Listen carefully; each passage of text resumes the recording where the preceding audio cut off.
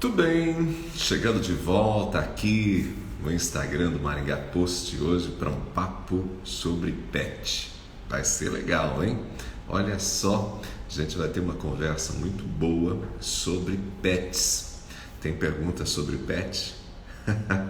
Se tem perguntinha sobre pet, vai mandando aqui. A gente vai receber daqui a pouquinho o Pedro Iosafat, ele que é zootecnista, ele que é sócio da PetSkill, que é a escola canina. A gente vai conversar um pouquinho sobre os bichinhos, sobre os pets. Já já ele está chegando e a gente vai ter essa boa conversa. Então pode mandar sua perguntinha, pode compartilhar para quem tem pet. Eu já estou aqui com algumas perguntinhas que foram separadas. O pessoal enviou para a gente, né? O pessoal enviou para a gente algumas perguntinhas. Então a gente vai falar assim, ó, tem algumas perguntinhas para você ter uma ideia. Posso dar banho em casa? Tenho um Spitz alemão, é normal cair tantos pelos do cachorro? Enfim, são algumas perguntinhas que a gente vai destacar daqui a pouquinho nesse bom papo com a galera da PetSkill. O pessoal já está chegando para a gente para poder conversar. O pessoal já está tentando entrar aqui, olha só. Acho que vai dar certo. Olha lá, o Pedro já está chegando aqui, está entrando para bater um papo com a gente. Pedro Iosafat, ele que é zootecnista e é sócio da PetSkill, está com a gente. A PetSkill que é uma escola canina. A gente tem aqui várias perguntinhas que já foram mandadas para a gente vai responder. E o que é bacana, né? Esse não é um único papo que a gente vai ter com o Pedro. Hoje é um primeiro papo que a gente vai ter com o Pedro e pelo menos a cada 15 dias a gente quer estar aqui para trazer muito conhecimento para todo mundo a respeito dos bichinhos, a respeito dos pets. Pedro, bem-vindo, querido. Obrigado por aceitar o convite, estar com a gente. Tudo bem? Bom dia, Ronaldo, tudo bem? Eu que agradeço, é um prazer poder estar aqui, retirar talvez algumas dúvidas do pessoal, a gente poder levar um pouquinho de informação sobre os pets que estão cada dia mais fazendo parte da nossa vida, né? Pois é, e depois que a gente tem esses bichinhos, a gente fica apaixonado por eles, rapaz. Olha, eu tenho 47 anos e eu não tinha tido, já vai para quase 29 anos que eu sou casado e não tinha tido pet ainda. Aí Dona Ruth arrumou 2 pets, rapaz do céu, 2 de uma vez. E não é que a gente fica bobo com aqueles bichinhos, rapaz? É impressionante mesmo, Ronaldo, assim, o poder que eles têm de conquistar a gente, né? Pelo carinho, pela sensibilidade, né? Eles, assim, é difícil explicar isso em palavras, né? Quem tem consegue entender, mas só depois de poder ter tido contato com eles, né? Fazem um bem danado para nós. Faz mesmo. Mas olha só, a gente lançou na quarta-feira aqui para o pessoal mandar perguntinhas. Essa live a gente está fazendo aqui ao vivo, vai ficar disponível também depois no perfil aqui do Instagram do Maringá Post, né? Vai ficar com o link também lá do pessoal da PetSkill. Enfim, todo mundo pode consultar depois. Mas vamos às perguntinhas aqui. Eu tenho 5 perguntinhas que eu selecionei para a gente tentar bater um papo. Acho que são 5. São 5 que eu recebi. Se mais alguém mandar perguntinha por aqui, a gente tenta responder também. A primeira perguntinha que eu recebi é a seguinte: o meu cachorro fica fedidinho muito rápido. Quantas vezes eu posso dar banho nele? E daí, Pedro? Tem limite? Olha, Ronaldo, existe um limite sim, né? Nós somos espécies diferentes, né? A gente pode tomar banho todo dia, já os Graças a cães Deus. podem tomar, exatamente, já os cães não podem tomar banho todo dia porque a pele deles é mais sensível que a nossa, ela é mais fina. Então, assim, o recomendado é o banho uma vez por semana, né? Para esses cães que a gente tem um contato mais próximo, né? Que estão dentro de casa, dentro do apartamento. Mas um ponto que a gente precisa avaliar nesse caso não é talvez nem tanto a questão da quantidade, mas sim da qualidade do banho, né? Então, assim, tem que ficar atento à questão de qual produto está sendo utilizado. É importante, como eu comentei, como a nossa pele é diferente da deles, os produtos que são para humanos são totalmente inadequados para cães. Então, para dar banho nos cãezinhos, a gente precisa utilizar produtos específicos que vão respeitar o pH da pele do cão, que é diferente do nosso, vão respeitar a questão da pelagem, né? Então, assim, o uso correto dos produtos específicos é um aspecto. E a própria questão do processo correto de banho, né? Então, a gente tem um pré-banho que vai avaliar a questão de necessidade de alguma presença de nó, algum ferimento, alguma coisa que tem que ser observado. E o processo do banho, né, com o pré-banho, que é um primeiro banho, depois um segundo banho, a questão de usar um condicionador, né, eles também têm os produtos específicos, então isso é interessante. E uma boa secagem, porque a secagem, né, diferente da gente que pega uma toalha e já resolve, nos cães, pela presença dos pelos, a secagem ela é bem importante. Então tem que ter bastante atenção a isso, porque se não for bem seco, vai criar um ambiente ali propício para desenvolver bactérias, fungos, que aí pode dar até alguma questão de alguma coisa clínica, né? E tem esse ponto clínico que também tem que ser avaliado. Às vezes tem um cãozinho que está com uma dermatite já instalada, né? Que ele tem uma alergia, uma sensibilidade, que caso isso tenha uma recorrência, precisa verificar com o veterinário para ver se às vezes ele não precisa passar por um tratamento para Pedro, resolver essa. quanta dica bacana, hein?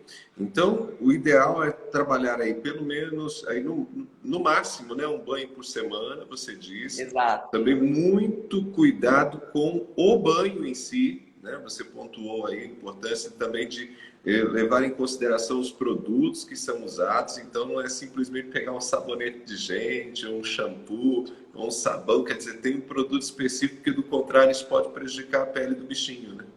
Exato. E é bem comum acontecer isso, viu? O pessoal usar sabão ou usar algum produto que é para humano, né? Às vezes até para criança, achando que vai ser adequado para o cãozinho, mas infelizmente não é. Os produtos são totalmente diferentes. E aí tem um detalhe, né? Eu acho que aqueles que são bem peludinhos, essa questão da secagem se torna ainda mais importante, né? Sim, porque tem a questão da secagem e da escovação, né? Porque se você tiver nós que ficam formados no pelo, esse nó ele ajuda a reter umidade. E aí pode prejudicar, ter até um problema de pele e trazer mau cheiro, né? Como o pessoal aí comentou que às vezes pode acontecer. Bom, a outra pergunta que eu já tinha separado já está ligada a essa, se posso dar banho em casa no cachorrinho. E aí, o que que a gente diz para o pessoal? Olha, eu não posso dizer que não é possível dar banho em casa, porque é possível sim, né? A pessoa tendo essa atenção a esses pontos que eu coloquei, né? E alguns cuidados a mais, porque aí tem a questão da própria prática, né? Porque o cãozinho, ele às vezes ele não está querendo tomar aquele banho, ou ele está achando que é uma brincadeira, né? Então, assim, tem que tomar cuidado com os olhos, né? Tem que tomar cuidado com as narinas para ele não inalar água, se afogar, tem que cuidar com as orelhas, né? As orelhas, no caso dos cãezinhos, é um ponto bem crítico também, para não dar uma inflamação depois. E um pouquinho do que eu comentei, usar produto correto, né?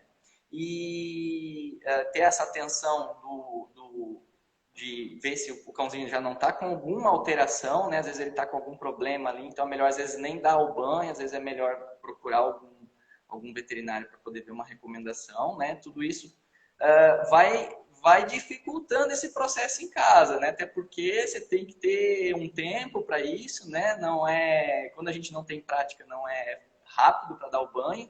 E um processo que normalmente as pessoas têm muita dificuldade na questão de banho em casa é a qualidade da secagem, né? Porque, por exemplo, o pessoal comenta, vou usar um secador de cabelo, por exemplo. Não é o mesmo equipamento que é usado num estabelecimento que presta o serviço de banho, né? Então, você tem equipamentos específicos para secagem, né? O correto é primeiro a gente soprar o excesso de água do pelo do cãozinho e depois vir com um secador, que é um secador totalmente diferente de um secador de cabelo, para poder fazer a escovação e a secagem para que ela fique bem feita, né? Esse é um ponto bem crítico dos banhos Não em pode, casa.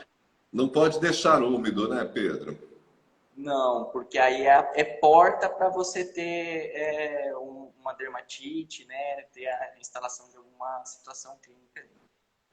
Que legal. O Pedro, recomendado seria procurar pessoas que já têm, né? Prestadores de sim. serviço que já têm essa habilidade, os equipamentos e os produtos adequados. E tem uma coisa que você disse ao falar aí, ao responder a primeira pergunta, sobre quantas vezes a gente pode dar banho, quando você falou que um especialista vai fazer, e é o ideal que faça, embora eu acredito que nem todo mundo faça isso, nem todas as casas que atendem, né, os cachorrinhos, os gatinhos, enfim, nem todas as lojas de pet talvez façam isso, mas você citou algo que me chamou bastante atenção, que é uma espécie de inspeção do bichinho, né? Você dá uma verificada na pele dele, dá uma observada nas unhas, quer dizer, tem que dar uma olhada geral no bichinho se está tudo bem com ele, né? Se ele está saudável. Essa dica aí me chamou bastante atenção, Pedro.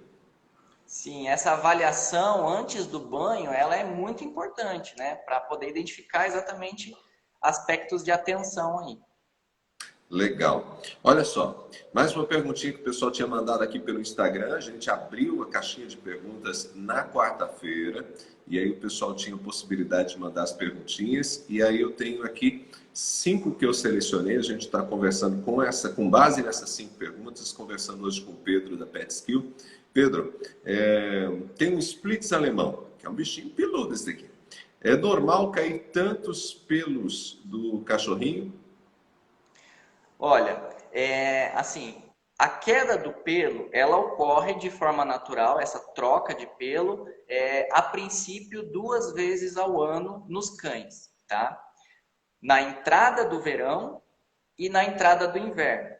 Na entrada do verão é para ele perder aquele pelo volumoso e ficar com o pelo mais leve para o período mais quente. E na entrada do inverno, o contrário, que seria ali no período do outono, o cãozinho adquirir uma pelagem mais densa, né, para perder a pelagem antiga do verão e formar essa pelagem mais densa para ele se preparar para o período de inverno. Só que no Brasil a gente não tem assim uma diferença muito bem característica entre as estações do ano. Então, às vezes, isso pode dar uma alargada um pouco nesse período de queda de pelo. Mas pontos que sempre tem que ser avaliados, porque assim, não é normal ter uma queda excessiva de pelos, né? Quando inicia o processo de troca, é 1 mês e cessa, né?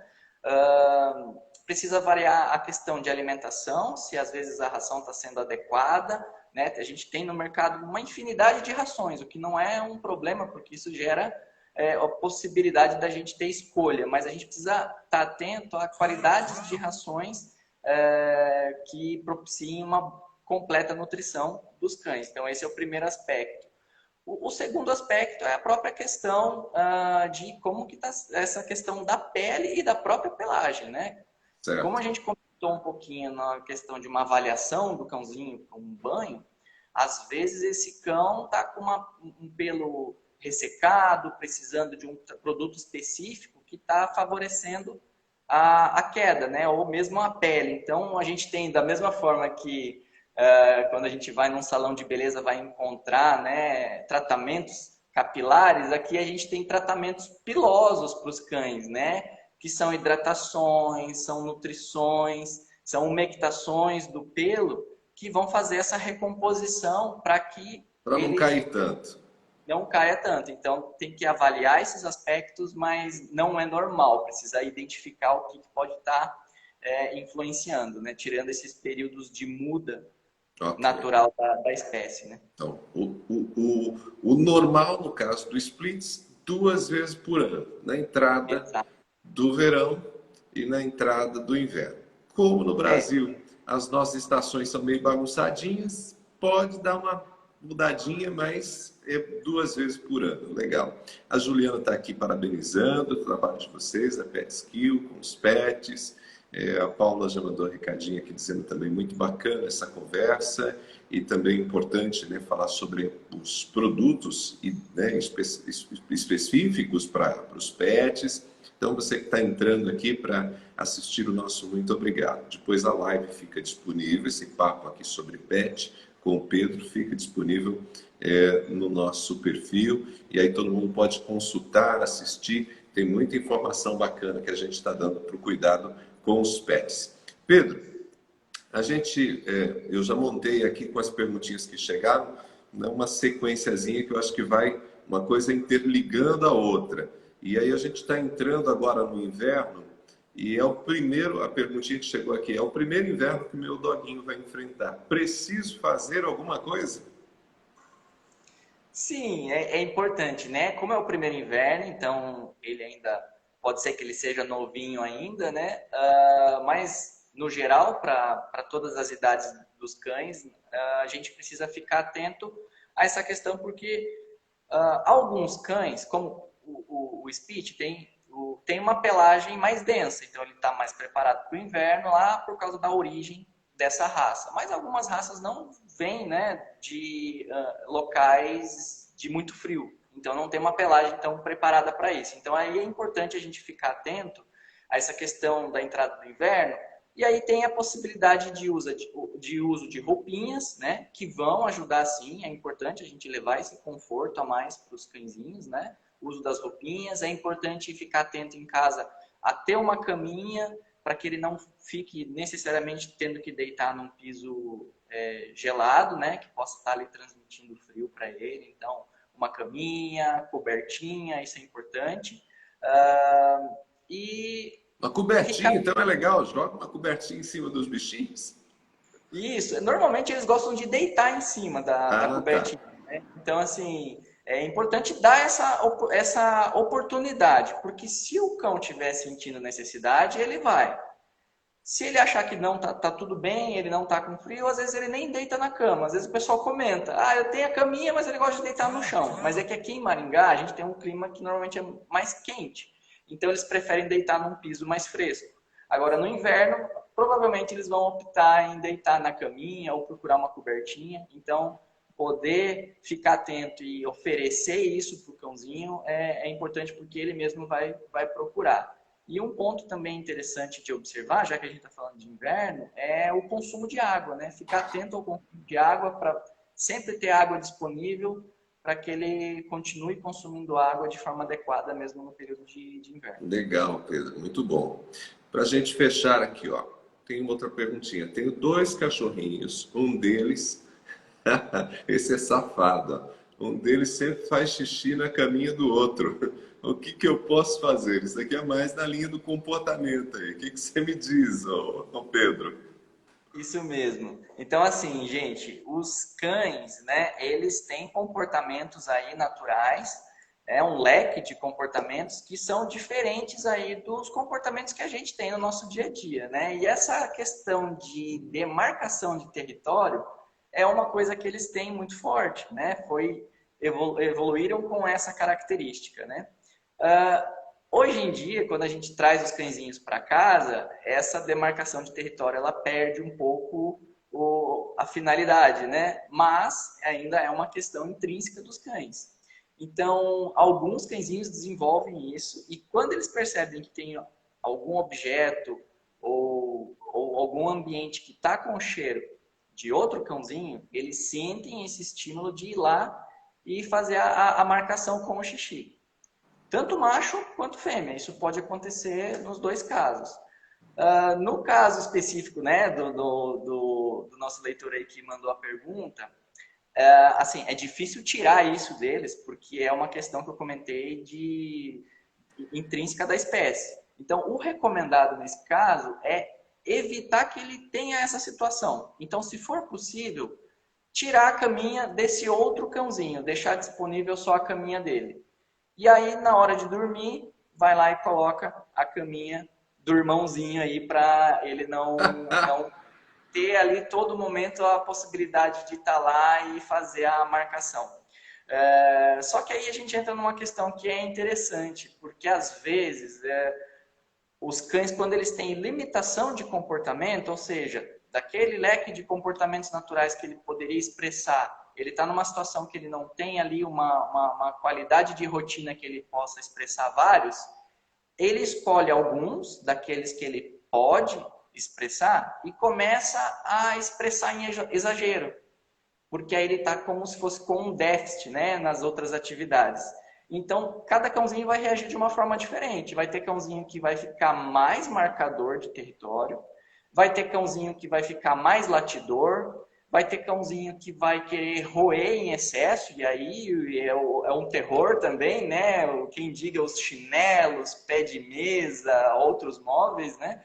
Mas por que isso? É uma forma deles tentarem extravasar o estresse por falta de atividade. Então tem que observar se talvez não teria como melhorar um pouquinho mais a qualidade ali de rotina desses cãezinhos, para que ele, tendo uma rotina mais ativa, tendo mais opções de comportamentos, ele vai deixar de lado essa questão de marcar lá a caminha do irmãozinho.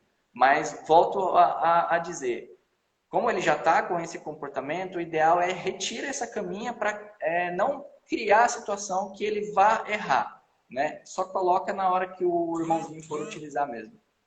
Legal. Olha só, a Paula mandou uma perguntinha aqui que eu acho que é legal para a gente fechar o papo. Tinha dito que essa era a última, mas chegou uma perguntinha aqui bem bacana. Pedro, coelhos e cachorros tendem a se dar bem? Podem conviver juntos? Desculpa, o comecinho eu não consegui ouvir. Coelhos, o coelhinho e o cachorro Sim, tendem a se dar bem? Podem conviver juntos?